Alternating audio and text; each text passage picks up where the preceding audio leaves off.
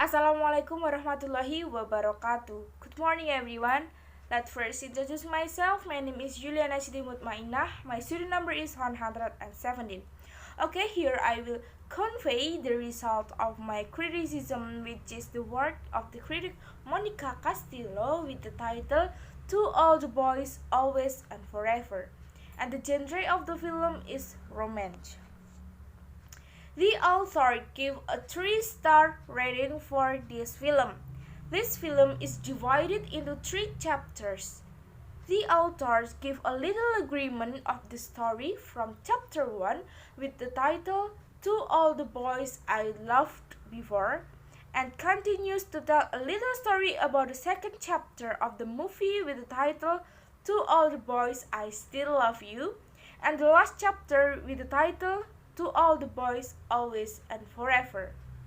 In my opinion, the author is quite complete in conveying information about the film, starting from giving a little snippet of the storyline in each paragraph, then explaining some of the characters in the film.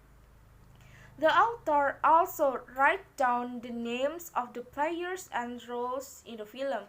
It is in the second paragraph.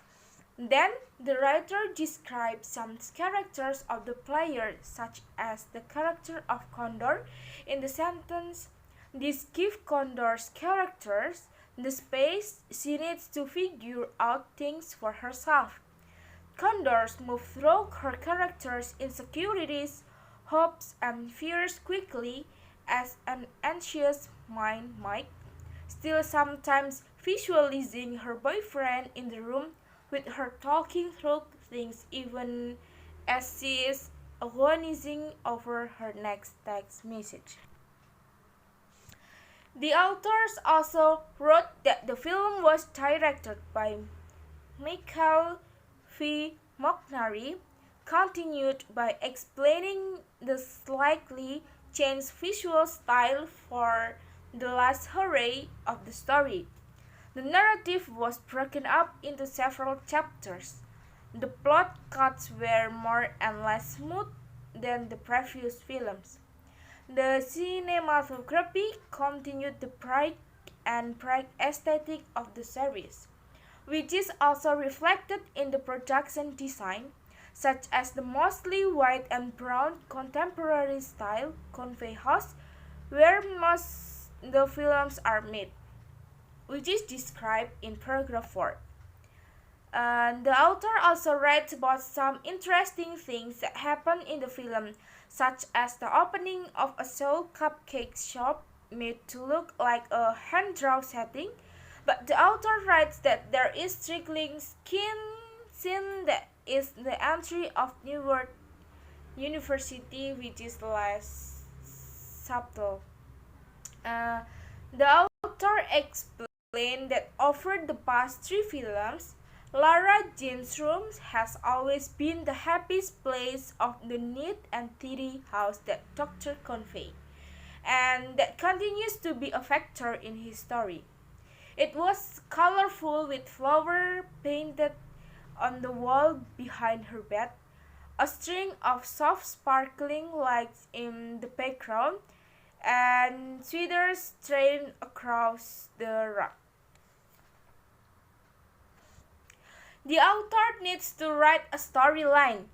The character of the player in a complete but concise manner to attract readers to watch the film, because most people before watching a film must have seen the result of other people's movie review. The author writes that this film has happy ending with Lara Jean and Peter reuniting and the story returned to its original track. She writes in the last paragraph on first sentence.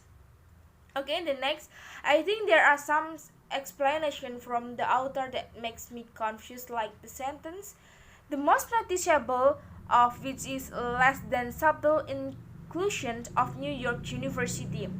On their school senior trip to New York City, Lara Jean and her friend Chris end up in Washington Square Park, where Lara Jean marvels at the college immersion in the city.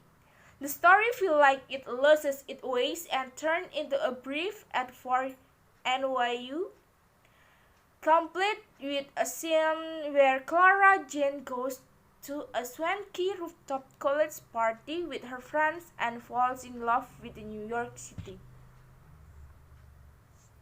Monica's writing style invites us to get into the film by reading every storyline she describes. Like me, when reading some of the storylines makes me imagine I'm watching the film with the scene as told. The writer explained that the film director, Phil McNary, completes the ending with a fun, friendly note to previous film. A highlight of Lara Jean and Peter's relationship for an unfortunate start. Okay, the lesson to be learned in this film is that no matter what happened, the good memories are worth looking back and enjoying always and forever. It is enough from me. Thank you for your attention. Wassalamualaikum warahmatullahi wabarakatuh.